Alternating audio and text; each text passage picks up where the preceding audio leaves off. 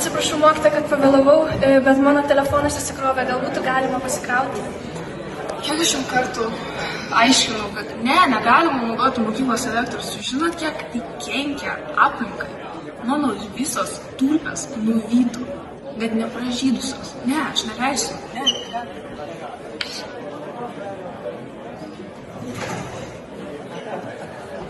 Gal turite kas nors parvalgyti, pas mane dėl tas telefonas? Mokytoja, kad turi tualetą? Ar ir jūs susidarėte su tokia problema kaip mūsų mokiniai? Dabar pamokos metu yra uždrausta naudotis telefonais, o ypač jos krautis. Ir pripažinkime, išmaniosios technologijos yra neatsiejama dalis nuo mūsų gyvenimo. Ir ši priklausomybė labai kenkia mūsų gamtai. Taigi mūsų komanda Gabija, Gerda, Ieva, Milda,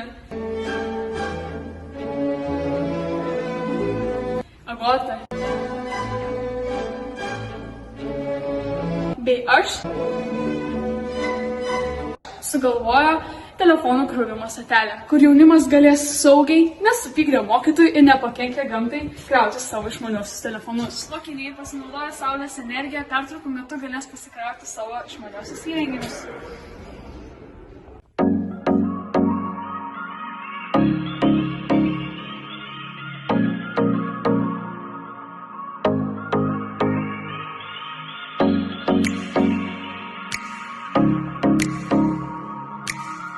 Taigi norėtume padėkoti mūsų pagalbininkui Augustai Jatkelai, kuris sukūrė visą šitą įrenginį.